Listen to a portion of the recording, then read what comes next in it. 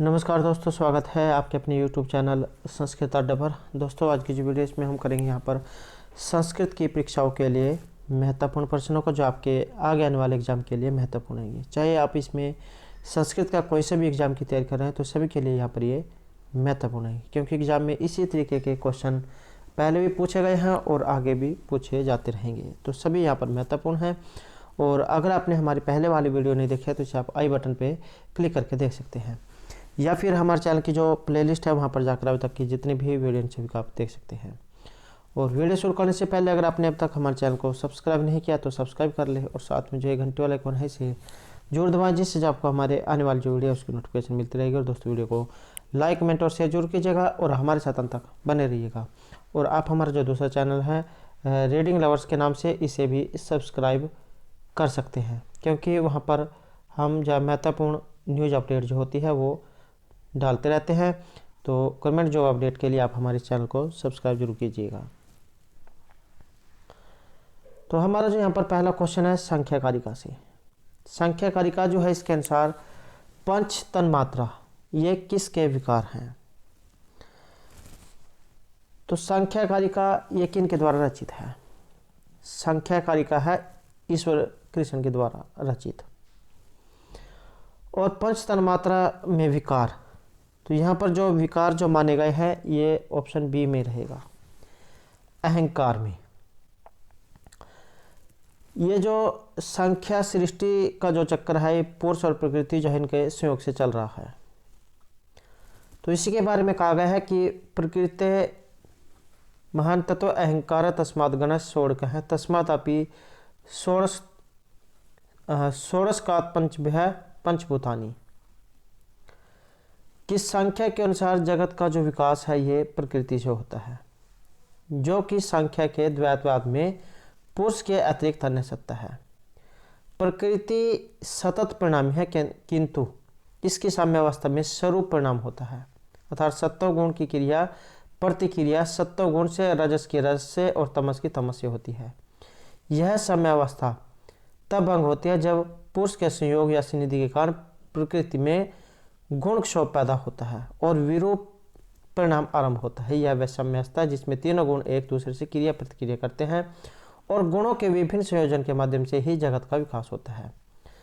तो यहाँ प्रश्न उठता है कि पुरुष और प्रकृति के संयोग क्यों और किस प्रकार होता है? क्योंकि पुरुष स्वभावतः शुद्ध चेतन है जबकि प्रकृति अचेतन है। तो संख्या का उत्तर है कि पुरुष और प्रकृति दोनों को एक दूसरे की आवश्यकता है। पुरुष चेतन निष्क्रिय है जबकि प्रकृति अचेतन किंतु सक्रिय है। दोनों अपने उद्देश्य तभी पूरा कर सकते हैं जब एक दूसरे की सहायता करें। प्रकृति पुरुष के सामने खुद को प्रदर्शित करना चाहती है क्योंकि वह विषय और भोग्य है, और पुरुष का कैवल्य हेतु भी आवश्यक है कि वह प्रकृति और उसके विकारों से अपनी भिन्नता को समझे। तो दोनों के संयोग की व्याख्या संख्या ने पंगु अंध न्याय के माध्यम से की है। जिस प्रकार लंगड़ा व्यक्ति अपने अंधे व्यक्ति के कंधे पर बैठकर रास्ता बताता रहे तो दूसरा जो दोनों जो है ये जंगल पार कर सकते हैं, तो वैसे ही विरोधी स्वभाव होने के बावजूद पुरुष और प्रकृति भी अपने उद्देश्य की पूर्ति के लिए संयोग करते हैं। तो बात करें यहाँ पर पांच तन्मात्राओं की।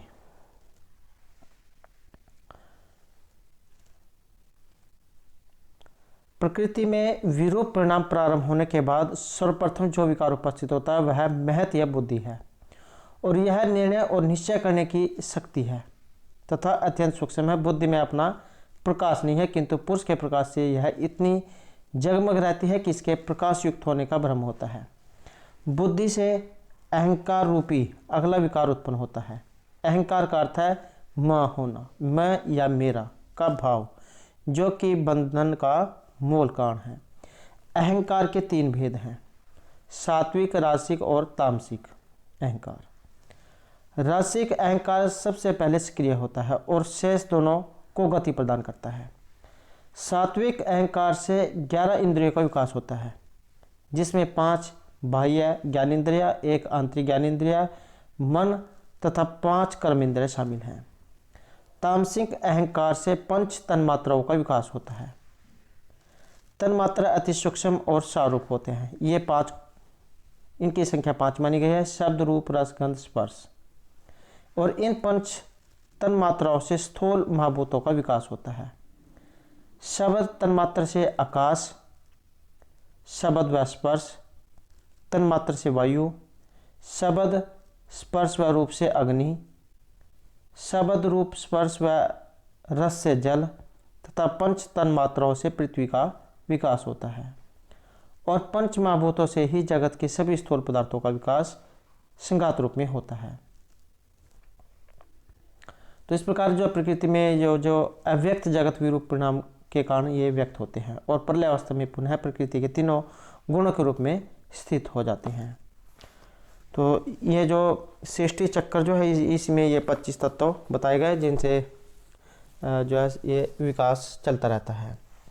पुरुष हो गया, पुरुष और प्रकृति का संयोग, उसके बाद महत अर्थात बुद्धि, अहंकार, और उसके आगे 3 भेद हो गए, सत्व और रजतम, और उसके बाद आगे जहाँ सत्व के आगे हो जाते हैं ज्ञान इंद्रिया, कर्म इंद्रिया और उभयात्मक इंद्रिया। उभयात्मक जो इंद्रिया इसमें मन को माना गया है।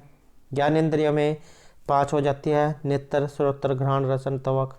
ऐसे ही कर्म इंद्रियाँ ये भी आगे 5 हो जाती है, वाक्, पाणि, पाद, वायु और उपस्थ। और जो तमस है इसके भी आगे भेद हो जाते हैं, जैसे शब्द, स्पर्श, रूप, रस, गंध, आकाश, वायु, अग्नि, जल, पृथ्वी। तो इस प्रकार से जो ये सृष्टि चक्र जो है ये 25 तत्व जो है इनसे चल रहा है। नेक्स्ट जो यहाँ पर क्वेश्चन है अज्ञान का। अज्ञान कतिविधम भवति, अज्ञान कितने प्रकार का होता है? तो यहाँ पर हमारा सी आंसर रहेगा ऑप्शन ए। ज्ञान जो है इसे 2 प्रकार का माना गया है। अब जो अज्ञान जो है ये क्या होता है? अद्वैत वेदांत सार का जो सार जो है ये श्लोक में व्यक्त किया गया है। जैसे ब्रह्मा सत्यम जगत मिथ्या जीव ब्रह्मा न एव अपर है, कि ब्रह्मा और आत्मा एक हैं, दोनों परम तत्वों के पर्याय हैं। जगत प्रय पंच माया की प्रतीति है। जीव और जगत दोनों मायाकृत है। जिस प्रकार रज्जु भ्रम में सर्प के रूप में प्रतीति होती है और रज्जु का ज्ञान हो जाने पर सर्प का बोध हो जाता है, उसी प्रकार ब्रह्मा अविद्या या माया के कारण जीव जगत जो है ये प्रपंच रूप में प्रतीत होता है। और निर्विकल्पक अप्रोक्ष ज्ञान के द्वारा ब्रह्मा अनुभव होने पर जीव जगत प्रपंच का बोध हो जाता है। तो यही मोक्ष या आत्म स्वरूप का ज्ञान है। और जो वेदांत सार जो है इसमें अज्ञान के बारे में कहा गया है कि अज्ञानम तो सद असद भ्याम निर्वचनीयम त्रिगुणात्मकम ज्ञान विरोधी भाव रूपम यद किंचित इति वदन्ति अहमग इति अनुभवात्। तो यहाँ पर जो अज्ञान है ये 2 प्रकार का माना गया है, और समष्टि और व्यष्टि रूप में। अगला क्वेश्चन रहेगा वस्तुनि अवस्तु आरोप है क्या? तो वस्तु में वस्तु का आरोप होना क्या होता है? तो ये जो यहाँ पर आएगा ऑप्शन बी में। अध्यारोप जो है इसका ये क्वेश्चन है। असर्प भूतायम रज्जो सर्प आरोप वद वस्तु ने अवस्तुरोप अध्यारोप, अर्थात सर्प भाव को न प्राप्त होने वाली रस्सी पर सर्प के आरोप के समान वस्तु पर अवस्तु का आरोप या अध्यारोप है। भ्रम की अवस्था में एक वस्तु को दूसरे पर आरोपित किया जाता है, जिसे शंकर ने अध्यास अध्यारोप कहा है। और शंकर के मत अनुसार भ्रम में जिस वस्तु का आरोपण होता है उसे स्मृति नहीं कहा जा सकता। इसके अतिरिक्त उसे अन्यथा भी नहीं कहा जा सकता। भ्रम में जो पदार्थ दिखाई देता है उसे न तो सत कहा जा सकता है और न ही असत कहा जा सकता है। उसे दोनों अर्थात सत और असत भी नहीं कहा जा सकता। ब्रह्म में जो वस्तु दिखाई देती है वह अनिर्वचनीय होती है। विचार करने पर हम पाते हैं कि रज्जु सर्प को हम न तो सत कह सकते हैं और न असत, और न ही दोनों कह सकते हैं। रज्जु सर्प को हम सत नहीं कह सकते क्योंकि यह बाधित होता है। आप इसे अगर सीधे अर्थों में समझे, मान लिया आप रास्ते में कहीं जा रहे हैं और आपके सामने आगे कोई रस्सी पड़ी हुई है, तो उसे आप क्या समझेंगे? उसके आपके मन में अनेक प्रकार के विचार जो आएंगे। तो आप उसे सबसे पहले सांप ही समझोगे, सर्प समझोगे, या फिर अन्य उदाहरण अगर हम ले, जैसे आप रात को अंधेरे में जा रहे हैं तो आपको ये भ्रम होता है कि आपके पीछे कोई आ रहा है, आप बार बार पीछे मुड़ के देखोगे। या जैसे आपके अंधेरे में जा रहे हैं, आपकी जो परछाई है ये आपकी साइड में या पीछे की तरफ है, तब भी आपको ऐसा अनुभव होगा कि आपके पीछे कोई है। तो इस प्रकार का यहाँ पर ये इसमें आरोप ये लगाया गया है।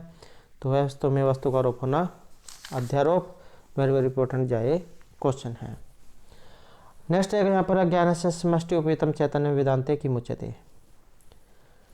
तो अज्ञान से उपयुक्त चैतन्य को वेदांत में क्या कहा गया है, इसे कहा गया है ऑप्शन सी में। तो ईश्वर जो है इसे कहा गया है।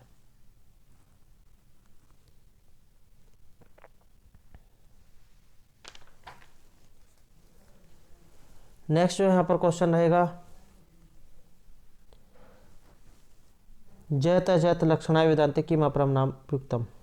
जयत अजयत जो लक्षण है इसका जो दूसरा नाम है ये क्या कहा गया है। तो इसमें हमारा जो यहाँ पर सी आंसर है ये रहेगा ऑप्शन सी, भाग लक्षण से यहाँ पर कहा गया है। तो जयत अजयत लक्षणाय वेदांत अपरम नाम भाग लक्षण प्रयुक्तम, तद भाग लक्षण ये कही गई है। वाच्यार्थ के एक अंश का प्रत्याग करके अवशिष्ट अंश का बोध कराने वाली वृत्ति जयत अजयत लक्षण कहलाती है। और इस वृत्ति के द्वारा वाच्यार्थ के एक भाग का प्रत्याग कर दिया जाता है और एक भाग को ग्रहण कर लिया जाता है, और एक भाग का प्रत्याग करने से इसको भाग त्याग लक्षण और भाग मात्र को ग्रहण करने से भाग लक्षण भी कहा जाता है। तो भाग लक्षण इसे यहाँ पर ये कहा जाएगा।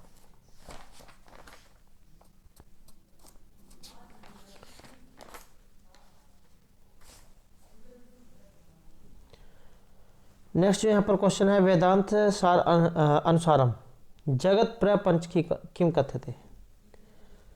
तो प्रपंच जो जगत है इसे क्या कहा गया है।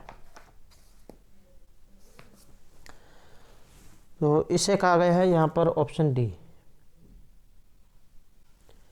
विवर्त इसे कहा गया है।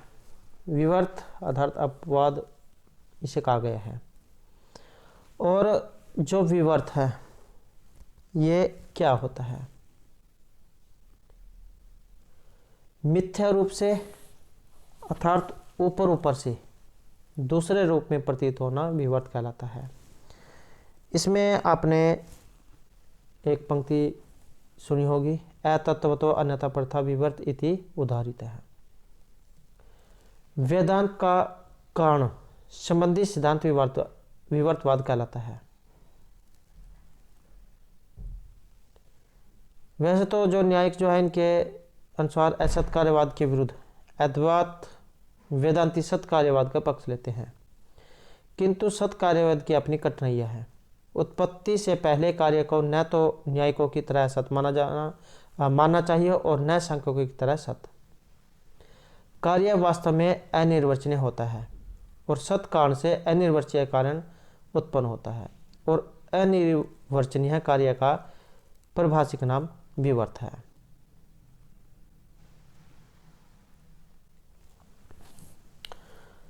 नेक्स्ट यहाँ पर क्वेश्चन है, वेदांत के अनुसार अज्ञान। तो वेदांत के अनुसार यहाँ पर अज्ञान क्या है, यहाँ पर माना गया है ये ऑप्शन बी को, ज्ञान जो विरोधी है इसे यहाँ पर माना गया है। समष्टि व्यष्टि रूप से दो प्रकार का ही माना गया है।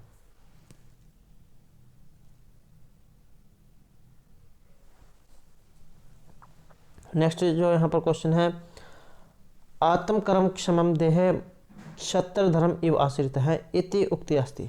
इस प्रकार की यहाँ पर ये उक्ति है।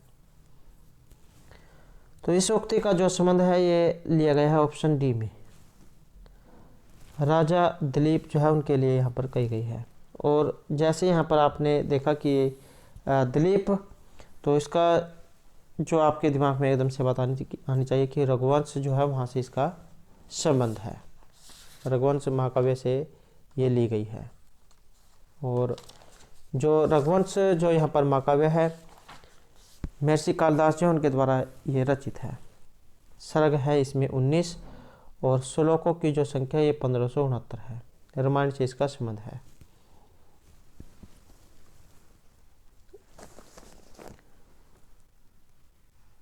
और इस ये जो उक्ति जो आई है इसका क्या इसके बारे में कहा गया है कि अपने कार्यों के अनुरूप देह को आभूत किए हुए क्षत्र धर्म के समान, मूर्ति रूप क्षत्र धर्म के समान वह राजा दिलीप था। आत्मकर्म क्षमम देहम क्षत्र धर्म इव आश्रित है कि अपने कार्यों के अनुरूप देह को आभूत किए हुए क्षत्र धर्म के समान वह राजा दिलीप था। तो रघुवंश महाकाव्य जो वहाँ से ये लिया गया है, जो महर्षि कालिदास के द्वारा रचित है। नेक्स्ट रहेगा ते प्रजा न भविष्यति इति दिलीपम से शाप। ते प्रजा न भविष्यति, इस प्रकार का जो शाप जो है ये दिया गया था राजा दिलीप को कि तुम्हें संतान प्राप्ति नहीं होगी। तो ये शाप जो है नंदिनी जो गाय है उसने दिया था। तो नंदिनी ने यह शाप राजा दिलीप को दिया था। रघुवंश महाकाव्य से इसका संबंध है। इसी कारण से जाओ तपस्या करते हैं और उसके बाद उनको पुत्र की जा प्राप्ति होती है। नेक्स्ट आएगा यहाँ पर उपराजम इत्यत्र समासांतः का। तो यहाँ पर जो इसमें समास कौन सा है, जहाँ पर ये सुर में उप आ जाता है तो इसका अर्थ है कि यहाँ पर अव्ययभाव जो है ये समास होगा। तो यहाँ पर जो हमारा सी आंसर है ये रहेगा ऑप्शन ए, सॉरी ये रहेगा ऑप्शन ए। इसमें प्रत्यय पूछा गया है कि इसमें टच प्रत्यय जो है यहाँ पर इसमें रहेगा ऑप्शन ए। और समास अव्ययभाव समास जो है इसमें रहेगा। और अव्ययभाव जो समास है इसकी पहचान यही है, सुर में अव्यय या उपसर्ग जो उसमें दिया गया होता है। इस समास में दोनों पदों में से प्रथम पद अव्यय होता है जबकि दूसरा पद संज्ञा, और यही दोनों पद मिलकर अव्यय हो जाते हैं। और एग्जाम में जैसे यहाँ पर ये उपराजम आया है, इसके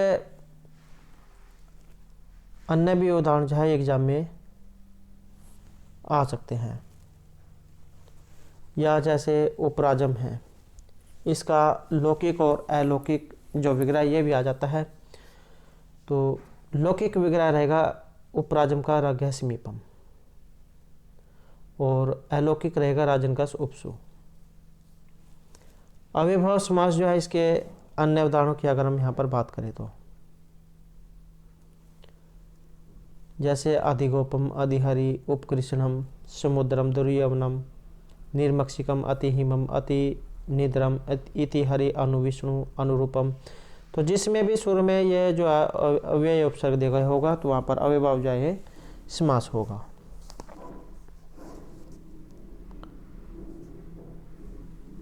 और ये टच प्रत्यय जो है अनश्चय एक सूत्र है उसके द्वारा होता है। टच का अशेष बसता है। हेलो क्वेश्चन रहेगा वीर पुरुष को ग्राम है 73 का समास है। वीर पुरुष को ग्राम है जो इसमें समास रहेगा ये ऑप्शन बी।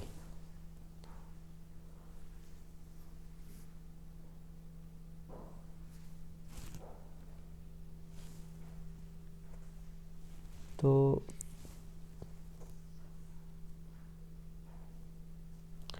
यहाँ पर इसमें दो हो सकते हैं। यहाँ पर बहुब्री समास भी है और तत्पुरुष समास भी हो सकता है। अगर एग्जाम में यहाँ बहुब्री ना हो तत्पुरुष हो तो तत्पुरुष हो जाएगा, अगर दोनों दिए गए हो तो बहुब्री समास इसमें होगा। वीर पुरुष को ग्राम है, ये जो संपूर्ण जो पद है इसमें षष्ठी तत्पुरुष समास है, जिसका विग्रह पद बनेगा वीर पुरुषाणाम ग्राम है, वीर पुरुषों का गांव। लेकिन यदि सिर्फ वीर पुरुष पद में समास करे तो वहां बहुब्री समास हो जाएगा, वीरा पुरुषा यस्मिन सह। तो यहाँ पर इसमें ये दोनों हो सकते हैं, सी बी और बी बी। अगर एग्जाम में सिर्फ तत्पुरुष समास दिए गए हो तो ये हो जाएगा, अगर ये ना दिए गए हो तो बहुब्री समास हो जाएगा। तो यहाँ पर इसमें दोनों ये हो सकते हैं। नेक्स्ट है समाहार, द्वंद्व समास का उदाहरण। समाहार द्वंद्व समास जो है इसका उदाहरण जो है ये माना गया है ऑप्शन सी को।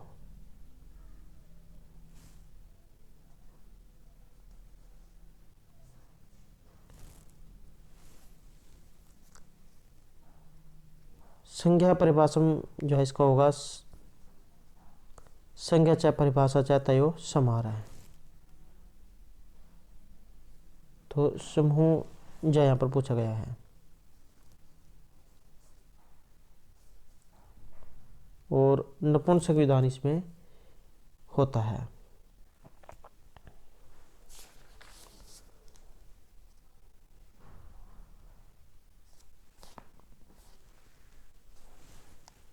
नेक्स्ट रहेगा छतर उपहनम, इसमें समास।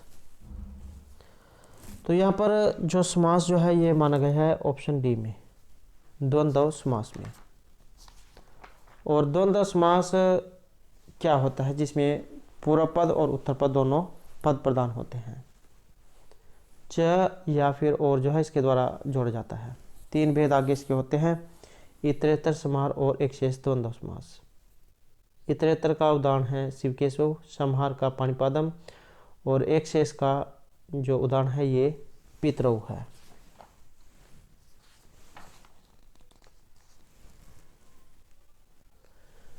और जैसे यहाँ पर ये दव खदीरो जो आया है, इसका लौकिक और अलौकिक वगैरह हम देखें तो धव सु खदीर सु अलौकिक और धव चा खदीर चा ये लौकिक, द्वंद्व समास है।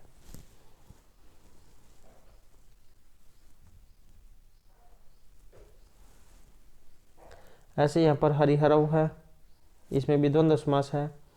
शिव केशव, शिव चा केशव चा, शिव सु केशव सु, इसमें भी द्वंद्व समास है।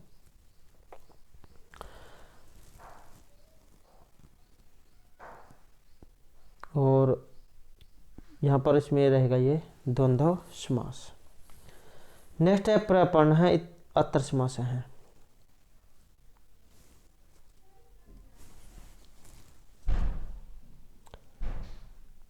प्रपर्ण है अत्र समास है। प्रपर्ण जो है इसमें जो समास है ये रहेगा ऑप्शन डी, बहुब्री ही जो है यहाँ पर इसमें समास रहेगा।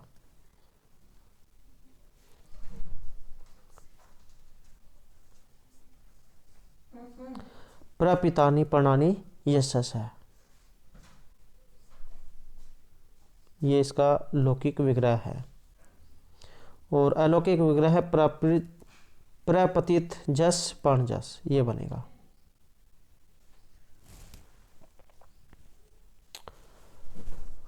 नेक्स्ट रहेगा इंद्राणी, इतित्र का आगम है। इंद्राणी जो है इसमें आगम, तो यहाँ पर रहेगा ऑप्शन डी, आनुक जो है यहाँ पर इसमें आगम हुआ है। इंदर शब्द है और आनुक का इसमें आगम है। इंदर वरुण भव शव रुद्र मृड, ये सूत्र है जिससे होता है गीस प्रत्यय और आनुक का आगम। गीस का ई शेष रहेगा और आनुक जो है इसका आन शेष ये बचेगा, आन। तो इंद्राणी जो है यहाँ पर ये बनेगा। इंद्राणी, भवानी, रुद्राणी, मृदानी, तो इस प्रकार से जो है सभी इस सूत्र के उदाहरण हैं। नेक्स्ट क्वेश्चन यहाँ पर गंग है 73 पदे प्रत्यय। तो इसमें रहेगा ये अण प्रत्यय।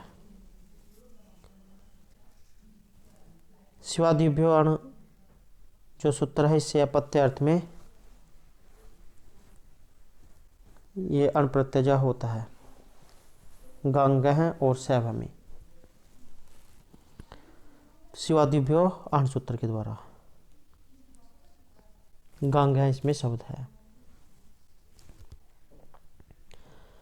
नेक्स्ट रहेगा त्रिलोकी पदे स्त्री प्रत्यय। तो इसमें रहेगा ऑप्शन सी है गीप जो प्रत्यय है यहाँ पर इसमें रहेगा और सूत्र करेगा द्विगो। स्त्री विवक्ष होने पर जो है यहाँ पर गीस प्रत्यय इसमें होता है। त्रिलोक शब्द है। गीस जो है इसका गीप जो है इसका ये दीर्घ शेष बचता है। त्रिलोक प्लस ए और जैसे तीसरा सूत्र जब से अन्य कार्य होकर त्रिलोकी जय रूप ये बनता है। नेक्स्ट अगर राष्ट्रीय इति पदे प्रत्यय। तो राष्ट्रीय इसमें शब्द है और घ जो है इसमें प्रत्यय रहेगा। राष्ट्र अवार पाराद घ खो ये एक सूत्र है। इससे घ को यह और उसके बाद ईन ये कार्य होते हैं तो राष्ट्रीय जो रूप ये बनता है। नेक्स्ट है गोदा दंदा 73 का प्रत्यय। तो यहाँ पर जो प्रत्यय है ये रहेगा ऑप्शन सी कह जो प्रत्यय इसका प्रयोग यहाँ पर हुआ है। अतो अनुपसर्ग एक सूत्र है कि जिससे पहले उपसर्ग न हो ऐसी आदन धातु से कर्म उपपद होने पर का प्रत्यय होता है। नेक्स्ट है वैधि। यह है वादी। इसमें प्रत्यय तो वैद इसमें शब्द है तो ये वाला जो है इसमें शब्द ये हो जाएगा।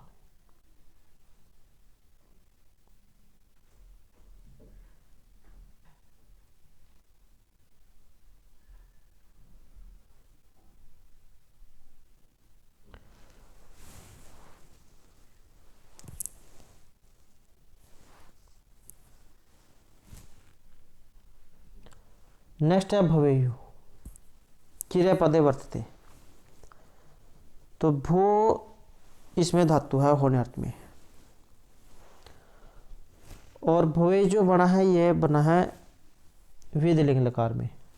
भवेत भवेताम भवेयु भवे भवेतम भवेत भवेयम भवेव भवेम। तो इस प्रकार से रूप ये चलते हैं विधिलिंग प्रथम पुरुष बहुवचन में।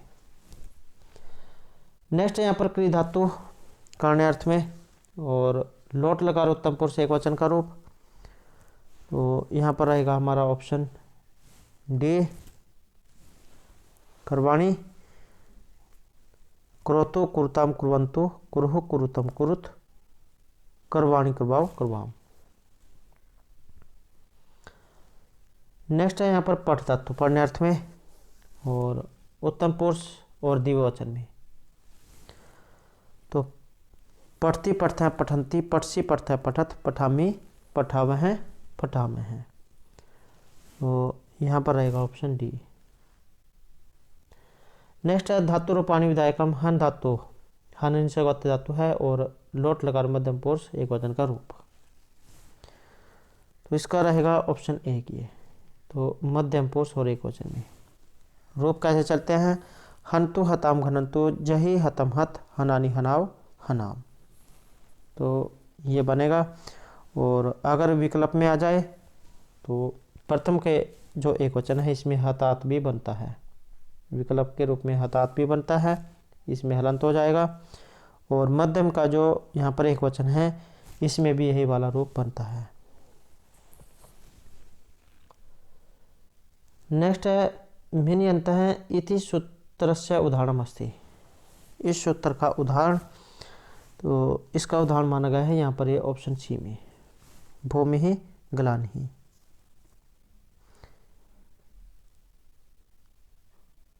भिन्नयन्त जो है इस सूत्र का उदाहरण यहाँ पर भूमि ग्लानि माना गया है। मी और नी, मी और नी जिसके अंत में हो, इस सूत्र का जो यहाँ पर ये उदाहरण है भूमि ग्लानि। नेक्स्ट है अस्मत् शब्दस्य पंचमी विभक्ति एकवचन रूपम। अस्मद शब्द रूप, अस्मत् हो गया, युष्मत् हो गया, तो ये दोनों जो है महत्वपूर्ण हैं। अस्मद के जो शब्द रूप है ये कैसे चलते हैं? अस्मद, तो इसके जो यहाँ पर शब्द रूप है ये चलेंगे अहम आवाम वयम, माम आवाम अस्मान, मया आवाभ्याम अस्माभिः, मह्यम आवाभ्याम असंभ्यम, मत आवाभ्याम अस्मत्, मम आव्योहो अस्माकम, मयि आव्योहो अस्मासु। ये बनते हैं अस्मद में। और पंचमी विभक्ति यहाँ पर पूछा गया है, तो पंचमी विभक्ति में बनेगा ऑप्शन डी मत। और अगर एग्जाम में युष्मद का जाए तो इसका अर्थ होता है तुम सर्वनाम शब्द में आते हैं।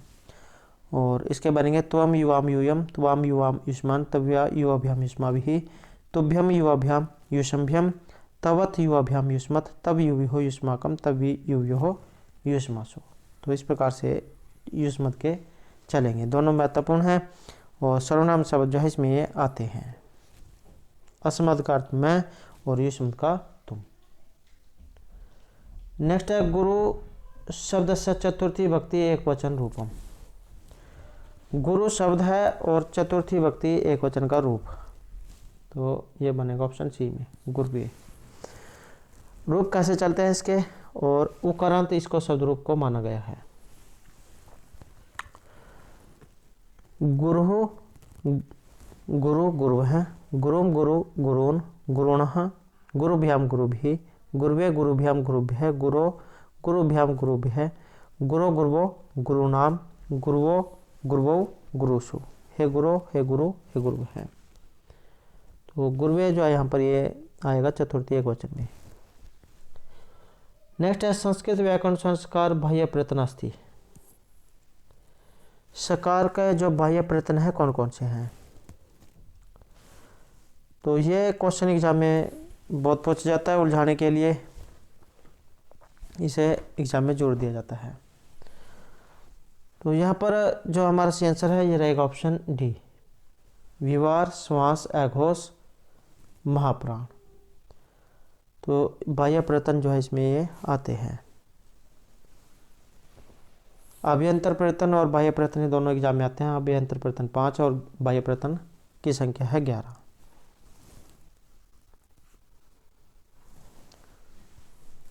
नेक्स्ट रहेगा निष्ठा प्रत्यय कतिः। निष्ठा प्रत्यय कौन से होते हैं, या एग्जाम में सूत्र भी आ जाता है कि निष्ठा संज्ञा करने वाला सूत्र कौन सा है। तो कत कत्वतु निष्ठा एक सूत्र है जो कत और कत्वतु प्रत्यय जो है की निष्ठा संज्ञा करता है, और 2 इसमें ये माने गए हैं। तो ऑप्शन 1 जो है यहाँ पर हमारा सी आंसर रहेगा 2। नेक्स्ट योजनम सरला गंगा इति उदाहरणम अस्य सूत्रस्य विदिते। तो इस सूत्र का उदाहरण, इसका उदाहरण है यहाँ पर ये ऑप्शन डी, काल ध्वनि अत्यंत संयोगे। तो यहाँ पर इस सूत्र इसमें ये लगेगा। और यह जो सूत्र है क्या काम करता है? अत्यंत संयोग अर्थात निरंतरता के घोषित होने पर कालवाची और मार्गवाची जो शब्द है इनमें द्वितीय विभक्ति होती है। या फिर आप इस प्रकार समझ सकते हैं कि समय और मार्गवाची जो शब्द होते हैं उसमें द्वितीय विभक्ति होती है यदि अंत तक पूरे काल या मार्ग का ज्ञान हो। जैसे रमेश है पंचवर्षाणी अधिजगे, रमेश ने पूरे 5 वर्षों तक पढ़ा। या क्रोशम गोमती कुटला, गोमती नदी पूरे 1 कोस तक टेढ़ी है। तो ये सूत्र का उदाहरण है काल ध्वनि अत्यंत संयोगी का। नेक्स्ट है तृतीय अर्थ इत्य अनेन भवति। तो इस सूत्र में पूछा गया है। तो इसमें हमारा सी आंसर रहेगा ऑप्शन बी, कर्म प्रवचने संज्ञा यहाँ पर मानी गई है।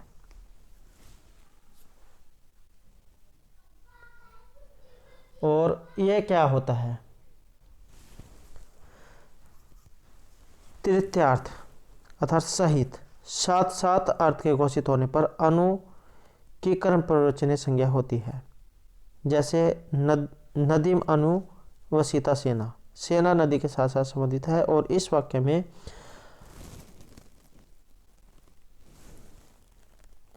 अनु प्लस अवसीता कि अनु की तृतीयार्थ अर्थात संबंध में तृतीया अर्थे सूत्र से कर्म प्रवचनीय संज्ञा हुई है। और कर्म प्रवचनीय युक्त द्वितीय सूत्र से द्वितीय व्यक्ति और नदी बना है। तो कर्म प्रवचन संज्ञा जो यहाँ पर इसमें मानी गई है।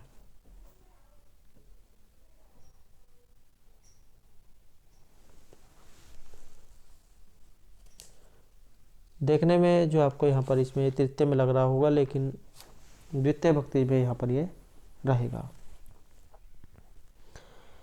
नेक्स्ट है पुद्गलस्य प्रकारा सन्ति। पुद्गल जो है इसके प्रकार पूछा गया है। तो इसके रहेगा ऑप्शन ए 2, परमाणु और स्कंद। सरल या आणविक जो दृष्टि है इससे इसके 2 भेद बताए गए हैं, परमाणु और स्कंद। परमाणु जैन दर्शन और विज्ञान का परिभाषिक शब्द है और बौद्ध दर्शन में आत्मा को पुद्गल कहा गया है। और यह 5 स्कंद में रूप, वेदना, संस्कार, संज्ञा और विज्ञान का समूह है जो निर्वाण की अवस्था में विशीर्ण होता है। तो पुद्गल जो यहाँ पर 2 प्रकार के माने गए हैं। तो दोस्तों ये थे हमारे आज के यहाँ पर संस्कृत की परीक्षाओं के लिए कुछ महत्वपूर्ण प्रश्न जो आपके आगे आने वाले एग्जाम के लिए महत्वपूर्ण आएंगे। और दोस्तों अगर आपने अब तक हमारे चैनल को सब्सक्राइब नहीं किया तो सब्सक्राइब कर लें और हमारे साथ अंत बनाने के लिए धन्यवाद।